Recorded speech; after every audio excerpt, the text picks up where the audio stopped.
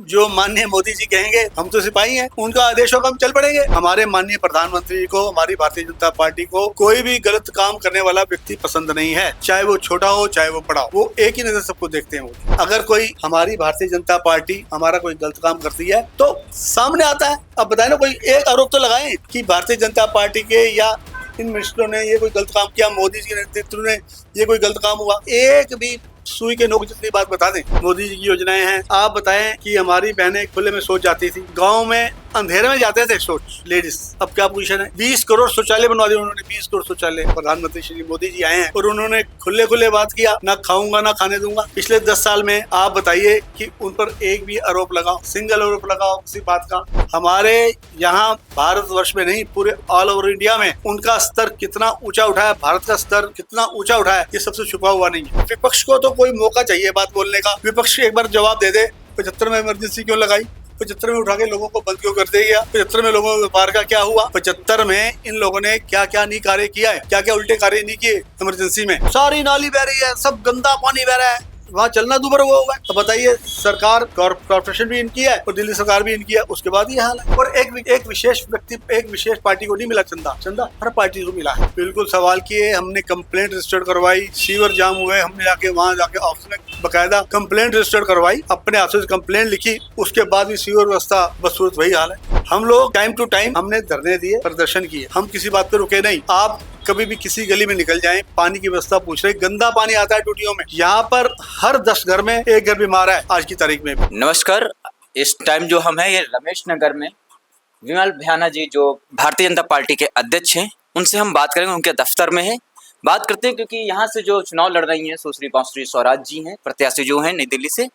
इस विषय में बात करेंगे, यहाँ की जनता के विषय में बात करेंगे, यहाँ जो समस्या है उसके विषय में बात करेंगे और पार्टी के विषय में हम बात करते हैं। तो सबसे पहले हम नमस्कार आपसे। जो चुनाव ये लड़ रही हैं बांसुरी जी, इनका क्या माहौल है रमेश नगर के अंदर? देखिए जी, चुनाव बांसुरी जी तो लड़ रही हैं, पर ये प्रत्याशी हैं, पर हमारा प्रत्याशी कौन है? कमल का फूल। हमारा कमल का फूल है प्रत्याशी। बांसुरी जी तो एक चेहरा है, एक साफ सुथरी, अपनी उससे बिल्कुल वो साफ सुथरी छवि है। वो माननीय अपने हमारी श्रीमती सुषमा स्वराज जी की बेटी हैं, जिन्होंने में पॉलिटिक्स विरासत में पाई है। और जैसे हमारी बहन जी सुषमा स्वराज जी का स्वभाव था या पॉलिटिक्स में उनका ध्यान था, जिस बात पे वो केंद्रित होती थी उस काम को वो पूरा करती थी, और हमें तो उन्हीं की झलक इनमें दिखाई देती है। आप पढ़ी लिखी हैं, आप बैरिस्टर हैं, वकील हैं सुप्रीम कोर्ट की, और बड़े अच्छे स्वभाव की है। हमारा जब इनसे परिचय हुआ तो जब इनका पहला हमने वक्तव्य सुना, तो वक्तव्य सुन के तो हमने इनका वक्तव्य 20 बार सुना कि उन्होंने ऐसी भाषा, ऐसी चीज़ें कहाँ से पाई। तो फिर हम पीछे लौट के जाते हैं कि ये किनकी बेटी हैं, तो सारी ही चीज़ें उनकी सामने नजर आ जाती है। हमें उनकी छवि इनमें देखी है। जैसे आपने कहा कि इसमें आप सुषमा स्वराज जी की छवि देखते हैं, जनता कमल के फूल की छवि देखेगी या इनकी छवि देखेगी? वोट डालते समय जनता किसकी छवि देखेगी? कैंडिडेट की छवि भी मायने रखती है। और फिर कैंडिडेट किसका है? कमल का फूल। तो कमल के फूल को प्रेफरेंस तो है ही है, इसमें तो कोई दो राय नहीं है। आपने छवि की बात की, कमल की फूल की बात की। जो वर्तमान में एक न्यूज आ रही है, जो हमारे पूर्व मुख्य प्रधानमंत्री रहे गौड़ा साहब, उनके जो पोते हैं प्रज्वल जी, प्रज्वल रमन्ना, जो प्रत्याशी हैं भारतीय जनता पार्टी से, वो चुनाव भी लड़ रहे हैं, जिनका प्रचार प्रसार करने हमारे देश के प्रधानमंत्री नरेंद्र मोदी जी गए हैं। उनके ऊपर खबर आ रही है कि उन्होंने 2800 महिलाओं के साथ रेप किया है। एक वो छवि देखी जाएगी, एक ये कमल का फूल की छवि देखी जाएगी इस पर। देखिए, ये जो आप व्यक्ति की बात कर रहे हैं जी, उनके बारे में मुझे जानकारी नहीं है। मैं स्पष्ट बात कहूँ, आपने उनकी बात कही, मैं इनकी बात कर रहा हूँ जो यहाँ से प्रत्याशी हैं, मैं उनके बारे में बात कर रहा हूँ। नहीं, आपने बात कर रहे हैं प्रत्याशी की, लेकिन आपने छवि की बात की कि एक कमल के फूल की छवि है तो कमल के नीचे दो प्रत्याशी हैं, एक तरफ आपके दिल्ली से बासुरी स्वराज जी हैं, दूसरी तरफ उधर हम देखते हैं तो प्रज्वल रमन्या जी हैं। इनकी छवि अच्छी है, जनता के बीच में जैसी भी है, लेकिन जैसे कि हमारी भारतीय जनता पार्टी ये कहती है परिवारवाद है। 10 साल से यही प्रधानमंत्री जी हमारे कह रहे हैं, अच्छी बात है कि परिवारवाद नहीं होना चाहिए। आज के समय हम देख रहे हैं कि परिवारवाद ही चल रहा है, किसी भी पार्टी में हो, भारतीय जनता पार्टी की बात कर लें या फिर सपा की बात कर लें, किसी भी पार्टी की बात कर लें, वहाँ परिवारवाद से चल रहा है। यहाँ पर भी सुषमा स्वराज जी की बेटी को टिकट मिला है, उधर उनके बेटे को टिकट मिला, पोते को टिकट मिला, और उनके बेटे की जो छवि है 2800, आप माने कितना बड़ा अपराध है, जो देश छोड़ के भाग चुके हैं। देखिए, मैं आपको बीच में ही रोक रहा हूँ इस बात को, क्योंकि मैं अपने कैंडिडेट की बात कर रहा हूँ यहाँ की। देखो, मैं अपने क्षेत्र की, नई दिल्ली क्षेत्र की बात कर रहा हूँ। मैं इस बारे में जो भी आप बात करेंगे तो मैं आपको स्पष्ट सारी पोजीशन बताऊंगा। आपने एक बात कही कि सुषमा स्वराज जी परिवारवाद से, फिर ये बासुरी जी आई तो परिवारवाद वाली को बात नहीं बनी। आप बताइए कितना गैप है। जब सुषमा जी थी वो दिल्ली की सीएम भी रही जी, सीएम भी रही और सेंटर में मिनिस्टर भी रही। उसके बाद अब कितना गैप है, कितने गैप के बाद एक और व्यक्तित्व निकल के आया है। तो उसमें परिवारवाद वाली बात नहीं है। परिवार वाली बात वो होती, जैसे आप कांग्रेस के नेता देखते हैं, वो अपने परिवार से हटते ही नहीं है, उसी परिवार पे चलते आ रहे हैं, उसी रेगुलर उसी परिवार पे, उसी लीग पे चलते आ रहे हैं। आप बताइए कोई भारतीय जनता पार्टी के यहाँ से, आप ऐसे बताइए, जनसंघ के समय से यहाँ से 1968 में हमारे ताया जी श्री रामनारायण भ्याना जी कॉर्पोरेशन मेंबर थे। वो जब 84 के बाद इलेक्शन नहीं हुए तो 97 तक उनका कार्यकाल रहा, क्योंकि बीच में इलेक्शन ही नहीं हुआ। 68 से लेकर 97 तक श्री रामनारायण भ्याना जी कॉर्पोरेशन मेंबर रहे यहाँ के। आप बताइए उनके बाद ऐसा कौन सा परिवारवाद चला है कि भ्याना से भ्याना ही आते चले गए? नहीं, अलग अलग लोग आए, कॉर्पोरेशन मेंबर रहे, चेयरमैनशिप तक रहे। उनके बाद श्रीमती उषा मेहता आई, क्या भ्याना परिवार से थी क्या? फिर राजकुमार लांबा आए, क्या भ्याना परिवार से थे क्या? परिवारवाद भी बात कहते हो। फिर श्रीमती वीणा विरमानी आई, वो क्या परिवारवाद से थी क्या? मेरे को ये मौका मिला है प्रदेश अध्यक्ष मंडल अध्यक्ष बनने का 68 से लेकर, उसके बाद मैं विभिन्न पदों पर रहा हूँ। युवा मोर्चा पर रहा, युवा मोर्चा सदर जिला से रहा, फिर मैं मंडल में रहा, तो अब मैं आके यहाँ पार्टी का अध्यक्ष बना हूँ रमेश नगर मंडल का। तो आप बताइए परिवारवाद, मुझे तो यहाँ से कोई परिवारवाद दिखाई देता नहीं है। फिर आप ये बताइए कि हमारे माननीय यहाँ श्री मदन लाल खुराना जी रहे, चीफ मिनिस्टर भी रहे, केंद्रीय मंत्री भी रहे, तो क्या उनके परिवार से अभी तक कोई आया? परिवारवाद उसे कहते हैं कि एक परिवार का, उन्हीं के परिवार से कोई ना कोई चलता आए और ये परिवारवाद चलता आ रहा है। ऐसा तो कोई क्वेश्चन आई नहीं यहाँ पर। और आप बताएं, और कोई एग्जाम्पल बताएं कि कोई परिवार वाली बात हुई हो। क्या राजनाथ सिंह के बेटे नहीं है चुनाव में? राजनाथ सिंह अमित शाह के बेटे नहीं है? अगर एक व्यक्ति या एक हमारे लीडर या 3-4 लीडरों में से कोई लीडर का अगर बेटा है बेटी आ गई, अगर कैपेबल है तो क्यों ना आए? अगर कैपेबल है तो क्यों ना आए? आना चाहिए। देखिए, आना चाहिए। ये तो है नहीं कि किसी पे रोक है, रोक किसी पर भी नहीं है।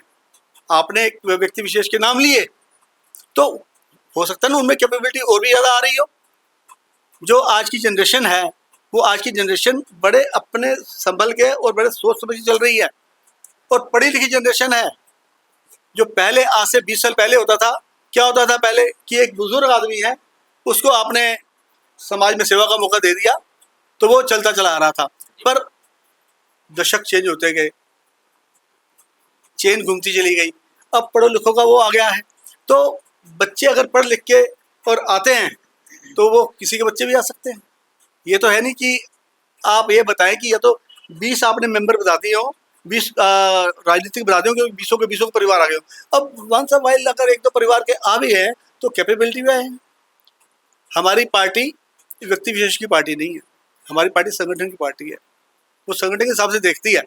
आपने मोदी जी को देखा, आपने राजस्थान में देखा, आपने मध्य प्रदेश में देखा, पूरी पार्टी जिता के लाने वाले को भी उन्होंने कहीं चीफ मिनिस्टर किसको बनाया? पिछली लाइन के बैठे हुए कार्यकर्ता को, उनका सीनियरिटी देख के, उनका काम की कार्यशैली देख के तो उनको बनाया।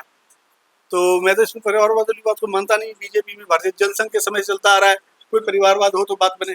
नहीं, जैसे आप परिवारवाद की बात की कि किसी को बता दीजिए, जो पिछला समय था उस समय की बात छोड़िएगा, जी। जो वर्तमान में चल रहा है, जी। वर्तमान में बहुत से भारतीय जनता पार्टी के आप देख लीजिए, जैसे मैंने अभी प्रज्वल रमन्या जी की बात की, जी। वो भी परिवारवाद से जुड़कर चले आ रहे हैं, उनके पहले दादा, फिर उनके पिताजी, अब वो, उनके परिवार के और भी सदस्य हैं। इसके बाद जिनका प्रचार प्रसार नरेंद्र मोदी जी खुद करने गए हुए हैं। मैं एक बात ही कहता हूँ, लालू परिवार से ले लीजिए, मुलायम सिंह परिवार से ले लीजिए, गांधी परिवार से ले लीजिए, क्या क्या ये लोग किस ढंग से आ रहे हैं? बाप भी, बेटा भी, बहू भी, पोती भी, पोता भी, सारे इस लाइन में हैं। क्या कोई ऐसा उदाहरण है आपके पास? यहाँ बीजेपी में ऐसा कोई उदाहरण नहीं है। अगर उसके फादर है तो उसका बेटा आ गया, तो मैं सच उसका भतीजा अगर कैपेबिलिटीज आएंगे ही आएंगे। जब वो कार्य करेगा व्यक्ति तो कैपेबिलिटी आएगा। आप ये बताइए कि अभी जिसके लिए प्राइम मिनिस्टर के साथ, हमारे माननीय मोदी जी के साथ आमने सामने कोई चेहरा लेके आमने सामने खड़े होकर बात करते हैं, क्या वो इस लायक भी है? क्या वो इस लायक भी है क्या? ये व्यक्ति विशेष पे डिपेंड करता है कि उसकी अपनी नॉलेज क्या है।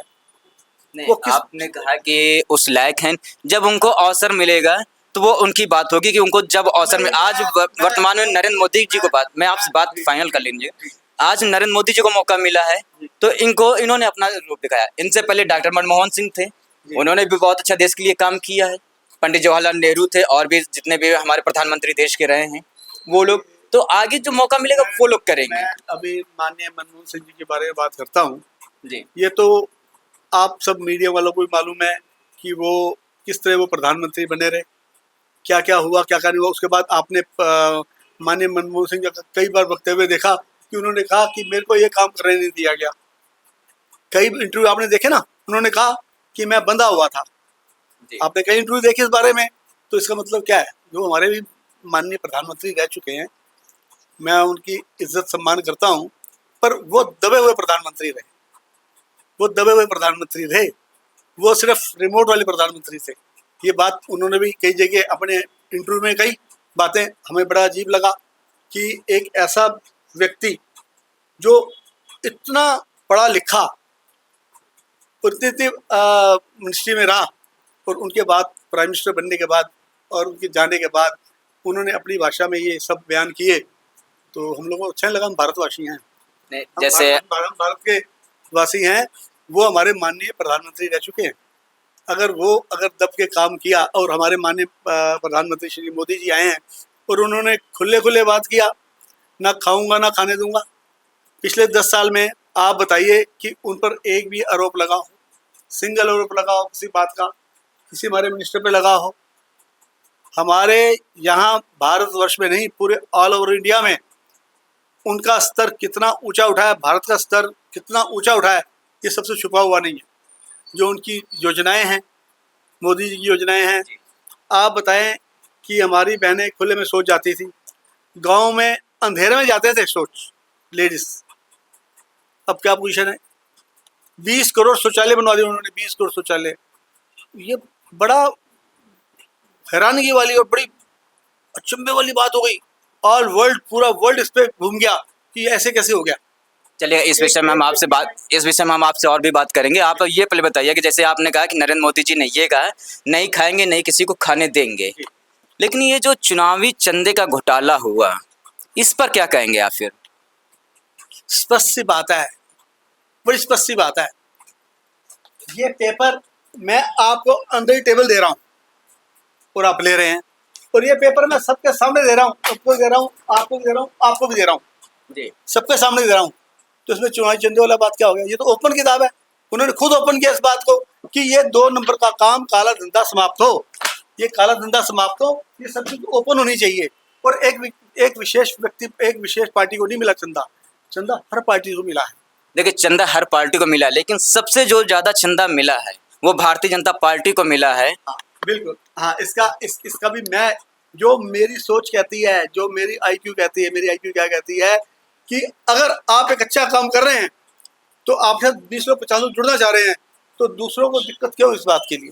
चलिए, दिक्कत नहीं होनी चाहिए। हाँ, दिक्कत नहीं होनी चाहिए। लेकिन हमारे आपके साथ जुड़े 100 में से 50 व्यक्ति, और वो बाकी 50 व्यक्ति बट गए हर जगह पे, उनका विश्वास आप पर है, उन्होंने आपकी पार्टी को चंदा दिया और ओपन में दिया। छुपा के नहीं दिया, ओपन में दिया। और यही पोजीशन सबके साथ है, सबको ओपन में मिला। खुली किताब हुई ना जी। जी जी, जब खुली किताब हुई, लेकिन इस खुली किताब में हमारी भारतीय जनता पार्टी, हमारे जो प्रधानमंत्री वर्तमान के हैं, उत्तर प्रदेश के मुख्यमंत्री हैं, वो सनातन धर्म की बात करते हैं, गाय हमारी माता की बात करते हैं, वहीं बीफ कंपनी से चंदा लिया जा रहा है। ये क्यों सनातन धर्म के प्रति ऐसा क्यों? देखिए ऐसा है, आप ये जो सनातन धर्म की बात कर रहे हैं, ये हिंदू प्रधान देश है, ये हिंदू प्रधान देश है, तो इसमें सनातन की बात तो रहेगी रहेगी। और जो आप कंपनियों की बात कर रहे हैं, ये व्यापार है, ये हमारा कानून है, हमारे कानून की किताबों में क्या लिखा हुआ है, आप क्या क्या काम कर सकते, क्या क्या नहीं कर सकते। एक व्यक्ति अपना धर्म से वो काम कर रहा है और वो उसमें से चंदा दे रहा है पार्टी को, तो उसका मालूम नहीं कि वो क्या काम कर रहा है, क्या नहीं कर रहा।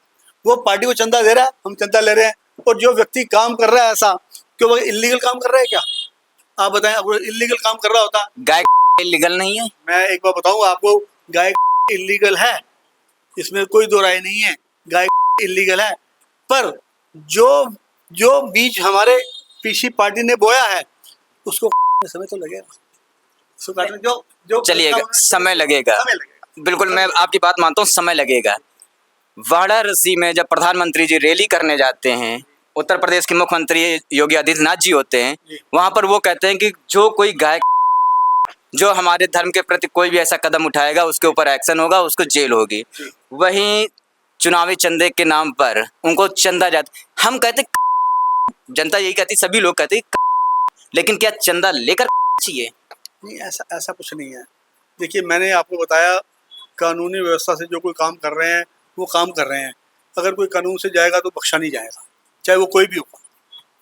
कानून की व्यवस्था के अंदर रह के अगर कोई व्यापार कर रहा है, कुछ कर रहा है, तो उससे कोई रोक नहीं सकता। और अगर कानून के विरुद्ध जा रहा है तो वो कोई कर नहीं सकता। दोनों बातें इसमें आप समझने में आपको ज़्यादा समझ होगी इस बारे में। नहीं, समझ तो होगी, लेकिन आप बार बार उसी बात को लेकर वो कर रहे हैं। हम आपसे ये बिल्कुल क्लियर, हम आपसे स्पष्ट कह रहे हैं कि ये जो चंदा लिया गया बीफ कंपनी से, सही लिया गया या गलत लिया गया, आप इसको मैं आपसे बता रहा हूँ, कोई चंदा दे रहा है तो वो चंदा दे रहा है, अपनी रसीद ले रहा है। अब ये सोचने का विषय भी है, आपकी बात पे भी गौर करूँगा मैं इस बारे में, ये सोचने का विषय भी है। इस चीज़ को भी बिल्कुल ऊपर तक मैं भी बात करूँगा इस बारे में। और हो सकता है ये जो चंदा लिया गया है, ये चंदा वो आके दे रहे हैं, ना कि उनसे लिया गया, वो खुद आके दे रहे हैं, ये खुद आके दे रहे हैं। ये तो आपको मालूम है, कोई किसी को बुलाया नहीं कि आप हमें चंदा दीजिए यहाँ पर, वो चंदा आके देंगे, रसीद करा के ले गए तो ले गए, पैसे जमा करा गए तो करा गए। अब ये सोचने का विषय है जो आपने बात कही कि इनके साथ हमें कैसे, किस ढंग से गैप रखना है, क्या करना है, ये सोचने का विषय है। चलिए, सोचने का विषय है, लेकिन आपने एक बात ये साथ में कह दी कि किसी से कहा नहीं गया कि आप चंदा दीजिएगा आकर, लेकिन विपक्ष पार्टी कहती है, बहुत सी न्यूज आई हुई है कि पहले ईडी सीबीआई की जांच होती है बहुत सी कंपनियों के ऊपर, ठीक वही 10 दिन के बाद, 15 दिन के बाद उनको इलेक्टोरल बॉन्ड पहुंच जाता है पार्टी को। तो क्या कहेंगे इस पर? ये क्या एक जोर जबरदस्ती नहीं है? नहीं, कोई जोर जबरदस्ती नहीं है। कोई अगर उन्होंने चंदा ये अपना दिया है या इलेक्टोरल बॉन्ड उन्होंने खरीदा है, तो कोई उनसे कोई पकड़ के साइन नहीं करवाया गया, वो अपनी मर्जी से दे रहे हैं। वो एक अलग संस्था है जो अपना ईडी काम कर रही है, ये एक अलग संस्था है। इनका दोनों का मेल किस बात का है? इन दोनों को कोई मेल नहीं है। लेकिन विपक्ष तो कहती है कि ईडी सीबीआई और भारतीय जनता पार्टी के जो हमारे अमित शाह और नरेंद्र मोदी जी के नेतृत्व में काम कर रही, वो तो निष्पक्ष भाव से काम कर ही नहीं रही है। ऐसा है, ये बहुत बड़ी बात है, सोचने का विषय है। जो ये विपक्ष बात कर रही है, उनसे एक बार आप पूछिएगा 75 इमरजेंसी में क्या हुआ था, क्या किया था उन्होंने। इसका छोटा सा जवाब, सारी बात बीच में आ जाती है। ऐसा कुछ नहीं है, जो इमरजेंसी में इन्होंने उल्टे सीधे काम किए और हमने कुछ किया ही नहीं। पर ईडी अपना काम कर रही है, सरकार अपना काम कर रही है, उसमें हम लोग कहाँ जाते हैं? हम लोग पार्टी कहाँ बच जाते हैं? ये विपक्ष को तो कोई मौका चाहिए बात बोलने का। विपक्ष एक बार जवाब दे दे, 75 में इमरजेंसी क्यों लगाई, 75 में उठा के लोगों को बंद क्यों कर दिया, 75 में लोगों के व्यापार का क्या हुआ, 75 में इन लोगों ने क्या क्या नहीं कार्य किया है, क्या क्या उल्टे कार्य नहीं किए इमरजेंसी में। ये विपक्ष अपनी बात को छिपाने के लिए नई नई बातें करता है, नई नई बातें करता है, जिसका ना कोई सिर है ना कोई पैर है। हर सरकार अपने काम में काम कर रही है, ईडी अपने काम में काम कर रहा है, आईटीओ अपने काम में काम कर रहे हैं, इनकम डिपार्टमेंट, ये सब डिपार्टमेंट में अपने उसमें काम कर रहे हैं, क्योंकि इन्होंने गलतियां की हैं, इनको ये भुगतना पड़ रहा है। ये चीजें सामने उजागर होकर आई हैं तो ये काम हो रहे हैं। अभी कहाँ चले गए, अभी कहाँ चले गए गुड़गांवा में जो इतने इतने वडेरास और ये सब कर रहे थे, लैंड्स का काम कहाँ चला गया, सारा काम कहाँ चला गया, सारा काम जी खत्म हो गया, क्योंकि उन्हीं का चीफ मिनिस्टर था, उन्हीं की सेंट्रल गवर्नमेंट थी, वही काम करते जा रहे थे और वही चुपचाप बैठे हुए थे। तो देखो, गलत काम का नतीजा गलत होता ही होता है। अगर कोई हमारी भारतीय जनता पार्टी हमारा कोई गलत काम करती है तो सामने आता है। अब बताए ना, कोई एक आरोप तो लगाएं कि भारतीय जनता पार्टी के या इन मिनिस्टरों ने ये कोई गलत काम किया, मोदी जी के नेतृत्व में ये कोई गलत काम हुआ, एक भी सुई के नोक जितनी बात बता दें। देखिए, गलत काम की हम चर्चा करेंगे तो किसी भी पार्टी की हो, बहुत सी हैं खबरें, बहुत सी रहती हैं। हाथरस का कांड आपको पता होगा, उन्नाव का बलात्कार कांड आपको याद होगा, ये जंतर मंतर के अंदर जो खिलाड़ी महिलाएं थी, बेटियां थी, वो बैठी रहीं साल 6 महीने साल भर, किसी ने वो नहीं किया, क्योंकि भारतीय जनता पार्टी की तरफ से वो नेता थे जिनके ऊपर आरोप लग रहा था। तो बहुत से कांड हैं। फिर तो मैं एक बात कहता हूँ, हर व्यक्ति को अपनी बात कहने का हक है। अगर उन्होंने कोई गलत काम किया है, उनके खिलाफ कोई केस रजिस्टर्ड होता है, तो फिर न्यायालय बैठा है, वो न्यायालय उस पर करेगा, कार्रवाई करेगा, कानून कार्रवाई करेगा। उसमें पार्टी कहाँ आ जाती है। कोई व्यक्ति विशेष अगर कोई गलत काम करता है तो संज्ञान लेगी, अपना कानून संज्ञान लेगा, पुलिस संज्ञान लेगी उस पर व्यक्ति विशेष क्या कर सकता है। हमारा भारतीय जनता पार्टी के ऊपर कोई आरोप लगाओ, उस पर कोई केस रजिस्टर्ड किया हो और उस पर केस रजिस्टर्ड होने के बाद उस पर कार्रवाई ना की हो हमारी पार्टी, तो आप बताइए, कोई भी एक केस बता दीजिए उस पर यह कार्रवाई हुई, उस पर शक भी आया, या तो उन्होंने खुद इस्तीफा दे दिया या पार्टी ने साइडलाइन कर दिया। क्योंकि हमारे माननीय प्रधानमंत्री को, हमारी भारतीय जनता पार्टी को कोई भी गलत काम करने वाला व्यक्ति पसंद नहीं है, चाहे वो छोटा हो चाहे वो बड़ा हो। वो एक ही नज़र सबको देखते हैं मोदी कि अगर वे है तो है, नहीं है तो साइड पे हो गई है। अच्छा, है तो है। तो ये फिर ये जो प्रसन्न जी हैं, जो प्रज्वल जो रमन्या जी हैं, सॉरी, ठीक है, तो इनके ऊपर कार्रवाई होगी जो विदेश भाग गए हैं। कानून अपना काम करेगा, उसमें मोदी जी क्या करेंगे, कानून अपना काम करेगा। आपने कंप्लेंट की है, मैंने कंप्लेंट की है किसी तीसरे के विरुद्ध, अगर वो सामने वाकई वो कंप्लेंट लिखने वाली है तो पुलिस कंप्लेंट लिखती है, उस पर कार्रवाई होती है। उस कार्रवाई पे अगर कोई हमारा कोई हस्तक्षेप है तो आप बताएं कि आप लोग हस्तक्षेप किया। हमारे लोगों पे हस्तक्षेप नहीं है। कोई गलत काम करेगा तो वो खुद उसका भुगतभोगी होगा। देखिएगा, जैसे कि आपने कहा कि हस्तक्षेप, चलिएगा, बहुत अच्छी बात है, हस्तक्षेप नहीं है। बहुत सी चीज़ें हस्तक्षेप के तहत हमारे जो वो हैं जज हैं वर्तमान में, उनके ऊपर बहुत से जो पूर्व जज हैं हाई कोर्ट, सुप्रीम कोर्ट के, उन्होंने पत्र भी लिखकर कहा कि कोई वो हो, तो वो एक न्यायालय की बात हो गई वो उस पर। लेकिन दिल्ली के क्या रवैया, हम आपके अब वर्तमान जो चुनाव हो रहा है इसके विषय में हम आपसे चर्चा करेंगे थोड़ी सी। जो ये रमेश नगर में जो हवा है, तो किस पार्टी की ज़्यादा है? क्योंकि आप तो भारतीय जनता पार्टी के, लेकिन तब भी आपको लगता होगा एक आम जनता की तरह से, आप बताएं तो। रमेश नगर हमेशा ही जनसंघ के समय से, ये रमेश नगर जनता पार्टी हो, भारतीय जनता पार्टी हो, ये गढ़ है यहाँ का, और यहाँ की हवा कभी ख़राब नहीं हुई। यहाँ की हवा हमेशा ही पार्टी की फेवर में ही है, आज भी है और कल भी रहेगी। जैसे कि अभी हम आप ये देखकर आपके आ रहे हैं, पूरे रमेश नगर घूम कर आ रहे हैं, यहाँ पर गंदगी के ढेर लगे हुए हैं, रोडें टूटी हुई हैं, तो इस पर क्या आपने कभी इस पर सर्वे किया या इस पर चर्चा किया? जो भी यहाँ के काउंसलर हैं, विधायक हैं, उन लोगों से कभी चर्चा की या इस पर बात की? देखिए, इसमें बड़ी स्पष्ट बात है, ये किसी से छुपा हुआ नहीं है कि 13,000 करोड़ रुपया रोककर मुख्यमंत्री ने दिल्ली को बदहाल किया हुआ था। फंड्स नहीं दिया, दिल्ली पूरी बदहाल हो रही थी, और इनका ये कहना ये था कि नहीं हम फंड्स दे रहे हैं। अब फंड्स देने के बाद भी, अब भी आप देखिए इनकी कॉरपोरेटर है, इनका कॉरपोरेटर है, इनका एमएलए।